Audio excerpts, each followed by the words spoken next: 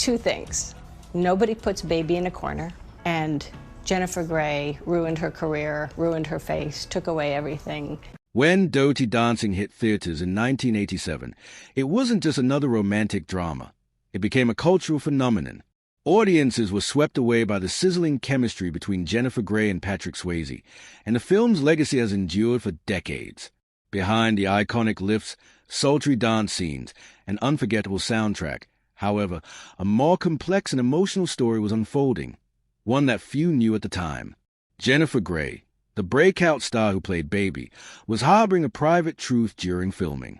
She never spoke about it publicly, yet it added an invisible tension behind the scenes, making the film's success even more remarkable. Fans speculated for years about the off-screen relationship between Grey and Swayze. Their on-screen energy felt too real to be just acting. Rumors of clashing personalities, emotional strain, and immense pressure followed them. Through it all, Jennifer Grey held back something personal, something that may have forever shifted her dynamic with Swayze. What was she hiding? Why did she keep it buried during the most pivotal project of her career? The truth, as it turns out, is more layered than anyone imagined. Jennifer Grey quietly redefined her career outside the Hollywood spotlight, carving a path of resilience, evolution, and quiet strength. Born on March 26, 1960, in New York City, she was raised in a family deeply rooted in the arts. Her father, Joel Grey, was an acclaimed actor and Academy Award winner, while her mother, Jo Wilder, was a former actress and singer. With that kind of artistic legacy, it seemed inevitable that Jennifer would find her way to the stage. Yet, her path was far from easy or traditional. After graduating from Manhattan's Dalton School, she trained at the neighborhood playhouse, building a solid foundation in acting. In the early 1980s, she slowly earned her way into film through commercials and small roles, gaining traction in a fiercely competitive industry. Her role as Jeannie Bueller in Ferris Bueller's Day Off, 1986, helped her stand out with audiences, but it was Dirty Dancing the following year that truly launched her into stardom. As France's baby houseman, she embodied youthful courage, vulnerability, and self-discovery. Her performance wasn't just about dance moves or chemistry with Swayze. It captured the emotional journey of a girl finding her voice. That raw authenticity connected with generations of viewers and made Dirty Dancing a timeless favorite. Jennifer Grey became a household name, yet she remained an unusually reluctant star. She focused on the wake, not the fame, and carried herself with humility and quiet determination. After Dirty Dancing, her career took a slower, more reflective turn. Though none of her later roles matched the success of Baby Houseman, Jennifer continued working consistently in film and television. She appeared in projects like Bloodhounds of Broadway, Wind, and a variety of TV roles throughout the 1990s and 2000s. She also did voice work and accepted smaller parts that allowed her to stretch her range and adapt to different genres. Fame might have dimmed, but her passion for acting remained strong. Jennifer never relied on celebrity status alone. Her craft, marked by depth and emotional authenticity, spoke for itself. In interviews, she often shared how her priorities had changed. It was never just about being a star. It was about doing meaningful work, building a full life, and navigating the turbulent waters of demanding industry.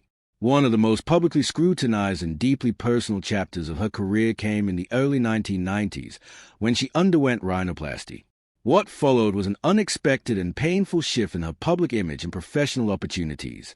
In an era where cosmetic surgery was becoming common, especially for women in Hollywood, Jennifer's decision was met with harsh judgment. What made it especially controversial? What made Jennifer Grey's decision to undergo rhinoplasty so impactful wasn't simply the surgery itself, but a profound shift in how she was perceived by both casting directors and fans. In later interviews, Grey openly admitted that the nose job left her unrecognizable, even to her closest friends. While she retained her talent, grace, and work ethic, the change drastically affected her career. She famously said, "I went into the operating room a celebrity and came out anonymous," a quote that became a cautionary tale about the pressures on women in Hollywood to conform to narrow beauty standards. Her story underscored how tightly identity and recognition are often tied to physical appearance. Another deeply painful and life-altering event occurred just before Dirty Dancing's release in 1987. While vacationing in Ireland with then-boyfriend Matthew Broderick, her co-star from Ferris Bueller's Day Off, The two were involved in a tragic car accident that resulted in the deaths of two people in another vehicle. Though Gray was physically unharmed, the emotional trauma haunted her. She experienced severe survivor's guilt, and despite Dirty Dancing becoming a career-defining success, she struggled to embrace it fully. The juxtaposition of personal tragedy and professional triumph left her emotionally conflicted and led to a retreat from the public eye. In interviews, she later admitted that she felt as though she didn't have the right to celebrate when others had lost their lives. Beyond emotional trauma, Gray also battled an evolving entertainment industry that often sidelines women as they age or alter their appearance. While the industry often preaches reinvention, it paradoxically punishes those who visibly change. Though many hoped Gray would continue as a leading lady, the roles began to dry up by the early 1990s, not solely because of her appearance, but due to a broader systemic issue in Hollywood, a lack of nuanced roles for women who don't fit a narrow mold of youth and conventional beauty. Gray's career arc reflects a larger conversation around ageism, appearance-based discrimination, and the double standards that continue to shape women's trajectories in entertainment. Her personal journey became emblematic of struggles many other actresses silently endure. Less visible, but equally impactful, was Gray's battle with chronic pain following the 1987 car accident. She lived with lingering injuries for years, many of which went undiagnosed until 2010 when she joined Dancing with the Stars. A full medical evaluation revealed severe damage to her spine and a neck compression that could have eventually led to paralysis. She underwent corrective surgery just before the show and went on not only to compete but to win. What audiences saw on stage was glamorous and graceful, but behind the scenes, it was a battle of physical endurance and mental resilience. Her victory was not just a public comeback. It was a deeply personal triumph over long-held pain and adversity. Jennifer Grey also faced the burden of typecasting. Though Dirty Dancing made her a global icon, it became a double-edged sword. She found herself boxed into a narrow category, where producers and audiences could only see Baby and struggled to accept her in other roles. This is a challenge many actors face, being so closely associated with one character that it limits future opportunities. For Grey, the challenge was magnified by her changed appearance and the shifting priorities of Hollywood, making the fight for continued relevance even steeper. Still, she persevered, pursuing independent films, voice acting, and stage performances that allowed her to express herself without the limitations imposed by mainstream expectations. As Jennifer Grey's rise reached its iconic peak with Dirty Dancing, it became impossible to talk about her journey without also recognizing the magnetic presence of her co-star, Patrick Swayze. A commanding and complex figure with both physical power and emotional depth, Swayze was more than just a romantic lead. He was a multidimensional artist whose influence extended far beyond the silver screen. Born in Houston, Texas, in 1952, Swayze grew up in a family immersed in the arts. His mother, Patsy Swayze, was a highly respected choreographer and dance teacher, and it was under his mother Patsy Swayze's guidance that Patrick learned to merge athletic precision with artistic grace. He studied ballet seriously, attending prestigious institutions such as the Harkis and Joffrey Ballet Schools in New York City, developing a discipline that would shape the rest of his life. But Patrick Swayze was far more than just a dancer. He was also a high school football player, a trained martial artist, and someone uniquely capable of bridging the worlds of action, romance, and introspection. His breakout role in The Outsiders, 1983, introduced him to audiences as a brooding, older brother figure, but it was Dirty Dancing in 1987 that catapulted him into international stardom. As Johnny Castle, Swayze delivered a performance that was physical, passionate, and emotionally rich. His chemistry with Jennifer Grey was electric, drawing millions into the story of a working-class dance instructor and an upper-class girl challenging the odds. Though it began as a modest film, Dirty Dancing became a cultural phenomenon, and Swayze's now iconic dance scenes and his original song, She's Like the Wind, solidified his place as a rare kind of artist, both tough and tender. Following Dirty Dancing, Swayze proved he was no one-hit wonder. In Roadhouse, 1989, he played Dalton, a philosophical bouncer with a moral code. Then came Ghost, 1990, opposite Demi Moore, a supernatural love story that became another cultural milestone.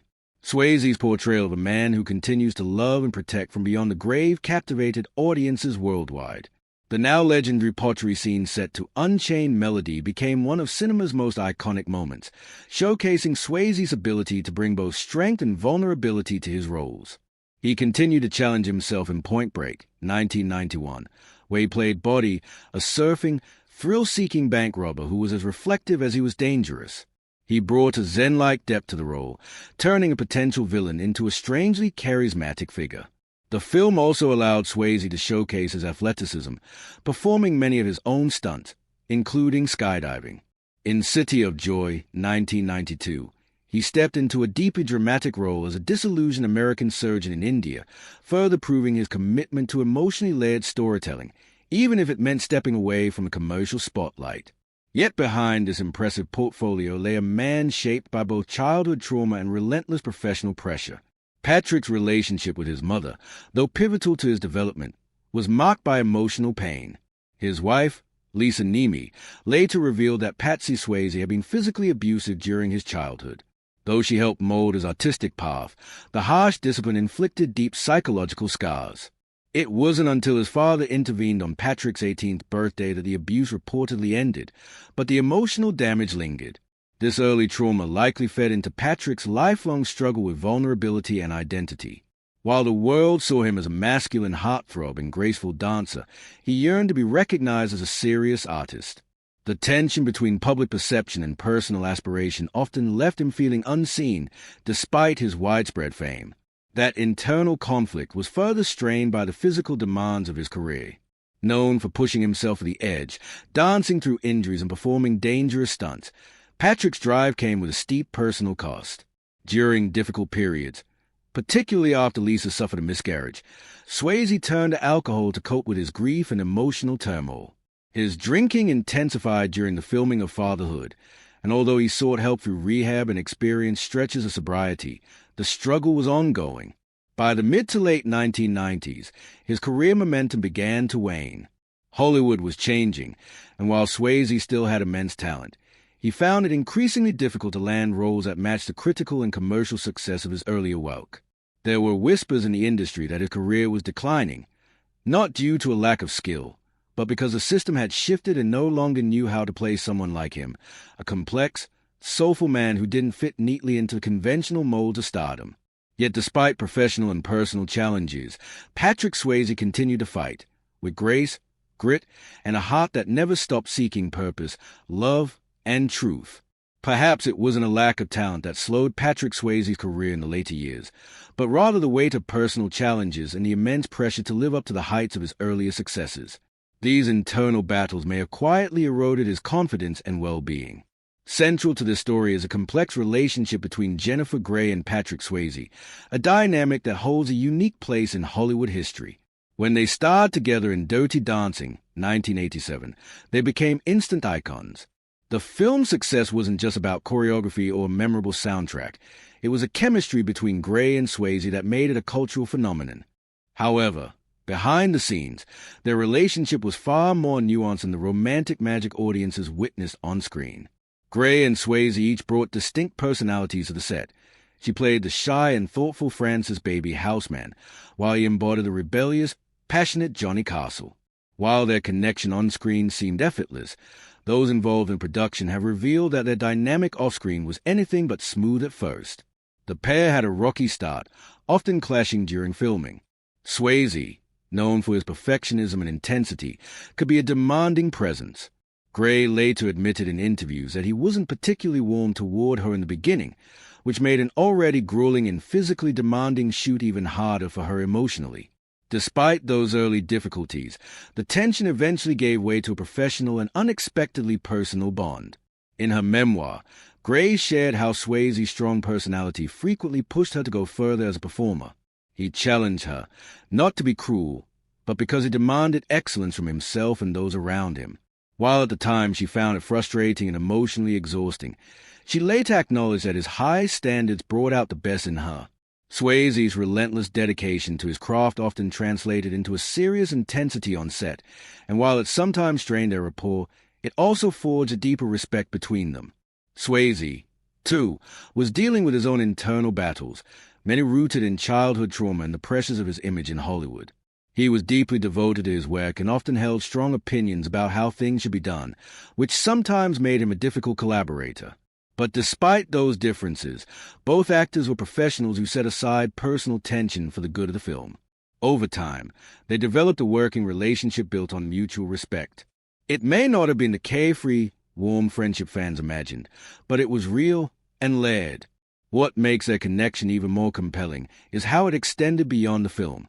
After Dirty Dancing became a global sensation, both Gray and Swayze had to grapple with the sudden and overwhelming fame that followed. The film didn't just elevate their careers, it defined them. For Gray, the success came with a downside. She was typecast as the innocent baby, and for years struggled to escape the long shadow the role cast over her opportunities. Swayze, though already a seasoned actor, also found his Dirty Dancing fame to be a double-edged sword. It cemented his star power, but it also added another layer of pressure and public scrutiny. Behind the scenes of Dirty Dancing, both actors were navigating far more than their lines and dance routines.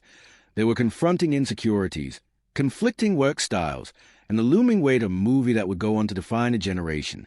Their ability to channel that tension into such believable on-screen passion is a testament to their professionalism and to the raw truth that sometimes the greatest performances are born from the most complicated realities. Jennifer Grey and Patrick Swayze had a relationship that was anything but conventional. The two actors, who would later become cultural icons for their roles in the 1987 hit Dirty Dancing, shared a dynamic that was intense, complicated, and at times strained. Though their on-screen chemistry became legendary, their real-life relationship during production wasn't nearly as seamless as a love story their characters portrayed. Grey, known for her role as Frances' baby Houseman, and Swayze, who played the rebellious dance instructor Johnny Castle, began their working relationship with noticeable tension that gradually evolved into mutual respect. From the outset, it was clear their personalities and artistic approaches differed. Swayze's perfectionism and intense commitment to his craft often clashed with Gray's more emotionally intuitive style. In later interviews, Gray recalled how Swayze was tough on her, his critiques sometimes feeling harsh and unrelenting. However, she came to realize that his demanding nature stemmed from a desire to deliver the best performance possible, not only from himself but from his co-stars as well. Though it created a high-pressure environment, it also pushed Gray to stretch her limits, resulting in a performance that continues to resonate decades later. Despite their friction, there was a hidden layer of connection between them that few were aware of. Gray admitted that Swayze was never overly sentimental or affectionate, but the bond they formed was forged through the shared pressure of creating something iconic. That bond, while not always easy, was rooted in mutual understanding and a deep professional respect. Their ability to work through conflict and focus on their shared goal gave Dirty Dancing the authenticity that audiences felt so deeply. Adding complexity to their relationship was the intense pressure they faced as the film quickly became a cultural phenomenon. Neither Gray nor Swayze anticipated the massive success of Dirty Dancing, and the sudden fame brought with it a whole new set of challenges. As the spotlight grew brighter, the demands on their personal and professional lives increased. Gray struggled with being typecast as Baby, and has since spoken about the difficulty of shedding that image in later roles. Swayze, too, battled with the scrutiny that came with fame, along with the growing expectations of always performing at the same emotional and physical intensity. Interestingly, even as the media speculated on their behind-the-scenes dynamic, both Gray and Swayze kept their personal struggles private. They chose not to air their issues publicly and maintained a level of professional composure that shielded them from the worst of the gossip. This decision reflected a shared commitment to their craft and to preserving the integrity of what they had created together. Their choice to remain private, even as fame surrounded them, became part of their quiet strength and enduring legacy. The death of Patrick Swayze in 2009 from pancreatic cancer profoundly affected Jennifer Grey. In the years that followed, she spoke openly about the grief she felt and the lasting impact he had on her life and career. She described him not just as a co-star but as a mentor, someone who taught her resilience, discipline, and how to remain grounded in the face of chaos. Though their relationship had its complications, Gray continued to reflect on it with admiration, acknowledging the growth they experienced together and the connection they shared through their work.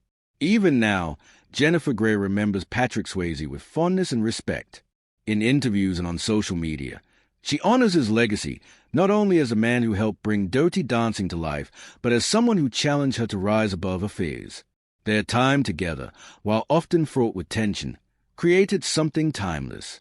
And in the end, it was that complex bond, fueled by passion, conflict, and ultimately respect, that became the heart of one of cinema's most beloved love stories.